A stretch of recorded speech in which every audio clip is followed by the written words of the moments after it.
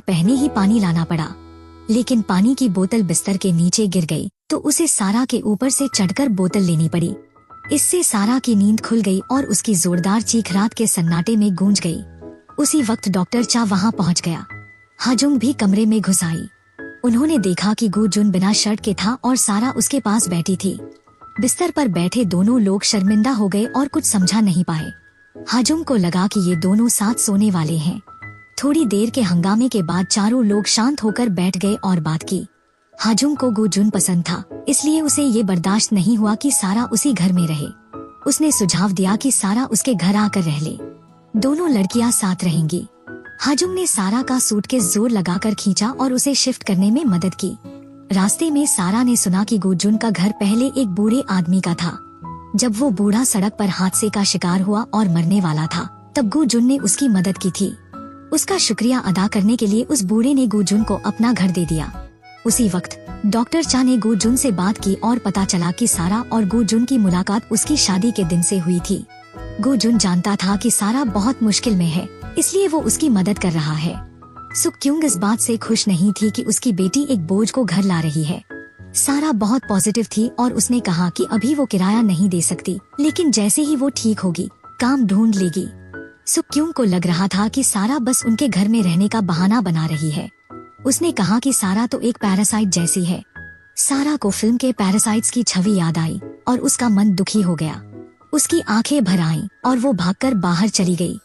Doctor चा और गु जुन को जैसे ही खबर मिली, वो उसे ढूंढने निकल पड़े। उसी वक्त सारा सीढ़ियों पर बैठी हुई थी और बोर हो रही थी। वो अपने सपनों के आकाश की कल्पना कर रही थी। तभी एक चमकता सितारा उसकी ओर आता दिखा। वो गु जुन था जो साइकिल से उसकी ओर बढ़ रहा था। सारा खुशी से उसकी बाहों में कूद गई और बोली, मैं तुम्हें छोड़कर नहीं जा सकती, क्योंकि सिर्फ तुम ही मुझे उधार देने को तैयार थे। गु जुन को लगा कि सारा उसे प्यार का इजहार कर रही है, लेकिन बाद में उसे निराशा हुई। फिर वो दोनों सुक क्योंग के घर लौटे। गु जुन ने वादा किया कि सारा का किराया वही देगा, तो सारा ने अलग बेडरूम की मांग की।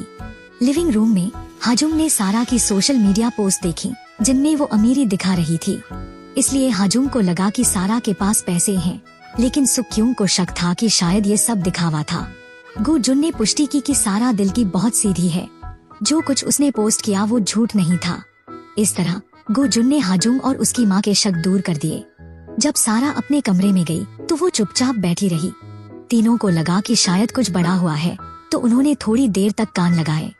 जब कुछ सुनाई नहीं दिया तो उन्होंने दरवाजा खोलकर देखा। सारा गहरी नींद में थी। सुक क्योंग को समझ नहीं आया कि ऐसे मुश्किल हालात में भी सारा कैसे इतनी आराम से सो सकती है। सारा नींद में ही बड़बड़ाई, बहुत प्रेशर है, मुझे कोई तरीका सोचना होगा। फिर वो फिर से सो गई। अगली सुबह सारा ने सपना देखा कि मिसुक उस पर सख्ती कर रही हैं। मिसुक ने कहा था कि पियानो की प्रैक्टिस में जो तकलीफें सारा ने सही हैं, वही भविष्य में उसके लिए वरदान बनेंगी। इस बात से प्रेरित होकर सारा ने तय किया कि अब वो पियानो टीचर बनेगी, लेकिन उसके लिए ताकत भी चाहिए थी। इसलिए सबसे पहले उसे अच्छा नाश्ता करना था। जब वो नाश्ता करने बैठी तो उसके बिखरे बालों ने उसे परेशान कर दिया। हाजुंग से ये देखा नहीं गया। उसने फुर्ती से सारा के बाल बांध दिए। सारा ने उसकी तारीफ की तो हाजुंग थोड़ा शर्मा गई। इसके बाद सारा ने सुक क्योंग की भी तारीफ की। सारा ने कहा कि सुक क्योंग का खाना बहुत स्वादिष्ट है। ये सुनकर सुक क्योंग को बहुत अच्छा लगा और वो सारा के लिए और अच्छा खाना बनाना चाहती थी। सारा की डिग्री और उसका चुलबुला स्वभाव देखकर उसे पियानो टीचर की नौकरी मिल गई। वो ये खुशखबरी बताने सैलून पहुंची। वहाँ बैठे ग्राहकों का ध्यान भी उसकी कहानी पर गया। उन्होंने सारा की जिंदगी के संघर्ष सुने। सबको लगा कि उसके पापा के सेक्रेटरी ने कुछ गड़बड़ की थी, लेकिन सारा अब भी उसे अच्छा इंसान मानती थी। लेकिन हकीकत ये थी कि वो सेक्रेटरी अब किसी यॉट पर मजे कर रहा था और कंपनी प्रेसिडेंट जैसा जीवन जी रहा था। उसी वक्त यून चिल गु जुन को ढूंढ रही थी। जिसने पहले गु जुन का पीछा किया था, उसे भी उसी ने भेजा था। उसे पता चला कि गु जुन अब किसी और शहर में है, तो उसने पैसे फेंक कर कहा, डायरेक्टर के लौटने से पहले उसे ढूंढो, वरना मैं तुम्हें नहीं छोड़ूंगी। उधर सारा एक तस्वीर पलटती है जिसमें गु जुन और उसका दोस्त थे। गु जुन को जब ये पता चला तो वो नाराज हो गया, लेकिन सारा की मासूमियत देखकर वो कुछ कह नहीं पाया और बात बदल दी। जब गु जुन ने सुना कि सारा को नौकरी मिल गई है तो वो बहुत खुश हुआ। सारा ने भी ऊपर वाले का शुक्रिया अदा किया कि उसकी जिंदगी की राह अब बंद नहीं हुई। उसी समय डॉक्टर चा की एक्स वाइफ अपनी दोस्त को बता रही थी कि उन्होंने तलाक क्यों लिया। दोस्त ने मजाक किया कि शायद डॉक्टर चा को कोई गंभीर बीमारी हो गई थी। डॉक्टर चा ने बाद में झूठ बोल दिया कि जो दवा वो ले रही हैं, वो सिर्फ विटामिन है। गुजुन काम पर गया था। सारा ने भेस बदलकर उसका पीछा किया। गुजुन एक कॉस्मेटिक स्टोर में काम कर रहा था और सारा वहां जाकर सब कुछ आजमाने लगी। फिर वो एक वेस्टर्न रेस्टोरेंट गया और सारा वहीं बैठ गई और उसका इंतजार करने लगी। उसी दौरान हाजुंग और सोंग जी भी गुजुन से मिलने वहां पहुंचे। तीनों कुछ नहीं कर रहे थे, बस बैठकर गुजुन को घूर रहे थे। वो सब मिलकर अंदाजा लगाने लगे कि गुजुन ने कॉलेज में क्या पढ़ा होगा। उन्हें पता चला कि वो मैथ, खेल और विदेशी भाषाओं में बहुत अच्छा है, लेकिन गुजुन ने कहा कि उसने सिर्फ मिडिल स्कूल तक ही पढ़ाई की है। उधर मिमी को अस्पताल से छुट्टी मिल गई, लेकिन सुक्यूंग को कुत्तों से एलर्जी थी, इसलिए गुजुन को मिमी को अपने घर ले जाना पड़ा। सारा मिमी को छोड़ नहीं पाई, तो वो भी गुजुन के घर चली गई। गुजुन को चिंता थी कि सारा रात में अकेले चलकर सुरक्षित नहीं रहेगी, इसलिए वो उसे वापस सुक्यूंग के घर छोड़ने गया। रास्ते में सारा बड़बड़ाई, काश गुजुन के घर में 2 कमरे होते तो मैं रोज मिमी से मिल सकती। गुजुन ने उसकी बात को दिल से लगा लिया और घर लौटकर कमरे की योजना बनाना शुरू कर दिया। आखिरकार सारा के बाएं हाथ का प्लास्टर भी हटा दिया गया। डॉक्टर चा ने उसे चेतावनी दी कि अपने बाएं हाथ का ज्यादा इस्तेमाल ना करे। सारा खुशी खुशी गुजुन के घर पहुंची ताकि उसे यह खुशखबरी दे सके। जैसे ही उसने दरवाजा खोला, उसने देखा कि मिमी ने बिस्तर पर पेशाब कर दिया है। दोनों को चादरें लेकर लॉन्ड्री जाना पड़ा।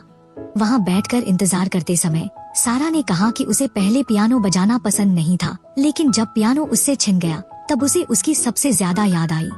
गुजुन ने समझाया कि पियानो पिछले 20 सालों से सारा के साथ था। वो दिन ही सारा की असली पहचान है। सारा गुजुन का चेहरा ध्यान से देखने लगी, जैसे कोई बात समझ आ गई हो। सुक्यूंग ने देखा कि सारा का हाथ ठीक हो गया है, तो उसने सारा और गुजुन को पब्लिक पियानो के पास ले जाकर कहा, अब चलो बजाओ। जब सारा ने पियानो बजाना शुरू किया तो उसकी उंगलियों में हल्का दर्द हुआ और वो वैसा नहीं बजा पाई जैसा चाहती थी। तभी वहाँ से डॉक्टर चा गुजर रहे थे। उन्होंने सोचा, मैंने तो इसे साफ मना किया था ज्यादा जोर ना लगाने के लिए। गुजुन ने भी देखा कि सारा अनकंफर्टेबल महसूस कर रही है, इसलिए उसने उसे रोक दिया। इसके बाद सारा हर रात वहाँ जाकर पियानो बजाने लगी। गुजुन को उसकी चिंता सताने लगी, इसलिए वो छुपकर उसका पीछा करने लगा। उसने मन ही मन तय कर लिया कि वो उसके लिए एक पियानो खरीदेगा। एक रात जब गुजुन ओवरटाइम काम कर रहा था और सारा की निगरानी नहीं कर सका, उसी समय एक बूढ़ा आदमी कबाड़ की गाड़ी लिए वहाँ आया। सारा को डर लगा कि कहीं वो कुछ गलत ना कर दे, तो वो वहाँ से भागने लगी। लेकिन उस बूढ़े ने बस कहा, मैडम्स प्रेयर बजाओ। तो सारा ने पियानो बजाना शुरू किया और वो सुनने लगा।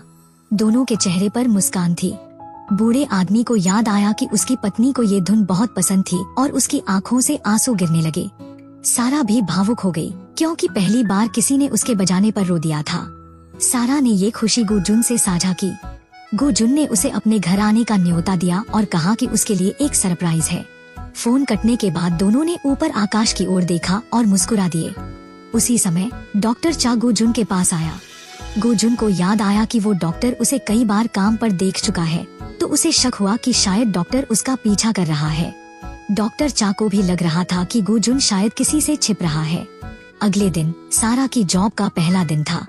सारा अच्छे से तैयार होकर बड़ी खुशी से पियानो क्लास पहुंची, लेकिन वहां पता चला कि अब वो लोग टीचर्स को हायर नहीं कर रहे। सारा को बहुत बड़ा झटका लगा। उसे लगा कि अब वो गुजुन से नजरें कैसे मिलाएगी, लेकिन गुजुन ने उसे एक टेलीफोन बूथ के पीछे छिपते हुए देख लिया। सारा पकड़ी गई तो उसने कहा कि उसकी नौकरी चली गई और वो भागकर उसके घर आ गई। लेकिन जब वो अंदर पहुंची तो देखा कि उसके लिए अलग कमरा बना हुआ है। सारा बहुत खुश हुई। उसने तुरंत गुजुन की तारीफ की और उसे गले लगाने के लिए दौड़ी। ये देखकर गुजुन के गाल शर्म से लाल हो गए। उसी समय कोई एक सफेद पियानो लेकर आया। सारा को लगा कि गुजुन ने ही उसके लिए खरीदा है, लेकिन पूछने पर पता चला कि ये तो उसके दोस्त सोल ने भेजा है। सोल लाला सोल। सारा सोच में पड़ गई। उसने कैसे जान लिया कि मैं यहाँ रहती हूँ?